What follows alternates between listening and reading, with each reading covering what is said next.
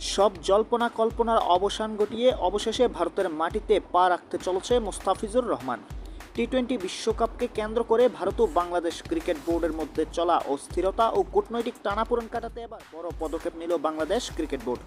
দ্বিপাক্ষিক সম্পর্ক পূর্ণগঠনের লক্ষ্যে আনুষ্ঠানিকভাবে ভারতীয় ক্রিকেট বোর্ডকে একটি চিঠি পাঠিয়েছে বিসিবি। ভারতীয় সংবাদ মাধ্যম ফিনান্সিয়াল এক্সপ্রেস একটি প্রতিবেদনে এমনটাই নিশ্চিত করেছে। চলতি বছরের শুরুতে কলকাতা নাইট রাইডার্স থেকে মুস্তাফিজুর রহমানের চুক্তি বাতিল এবং কূটনৈতিক সংবেদনশীলতার জেরে দুই বোর্ডের সম্পর্কে ফাটল ধরে। এর প্রতিক্রিয়ায় নিরাপত্তার অজুহাত দেখিয়ে 2026 টি-20 বিশ্বকাপে ভারতে দল পাঠাতে অস্বীকৃতি জানায় বিসিবি।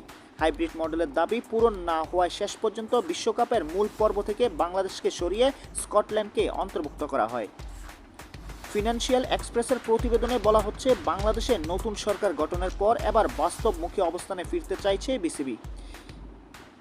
বিসিসিআইকে পাঠানো চিঠিতে তারা মূলত তিনটি বিষয়ের গুরুত্ব দিয়েছে। গত সেপ্টেম্বরে ভারত বাংলাদেশ সফরের কথা ছিল, যা বিসিসিআই অনির্দিষ্টকালের জন্য স্থগিত করেছিল। বিসিবি এখন সেই সিরিজটি পুনরায় চালুর প্রস্তাব দিয়েছে ভারতকে। আবার আগামী বছর ভারতের সম্ভাব্য সফর নিয়ে পুনরায় আলোচনার টেবিলে বসতে চায় বাংলাদেশ। আর আগামী বছর এশিয়া কাপ আয়োজনের সত্ত্ব বাংলাদেশের কাছে থাকায় ভারতের অংশগ্রহণ নিশ্চিত করাও বিসিবির জন্য বড় চ্যালেঞ্জ।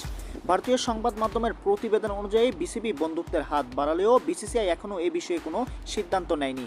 ভারতীয় বোর্ড জানিয়েছে, দ্বিপাক্ষিক সিরিজ বা সফরের ভেন্যু চূড়ান্ত করার বিষয়টি সম্পূর্ণভাবে ভারত সরকারের সিদ্ধান্তের উপর নির্ভর করছে। সরকারের ইতিবাচক সংকেত না পাওয়া পর্যন্ত তারা কোনো চূড়ান্ত প্রতিশ্রুতি দিতে পারছে না।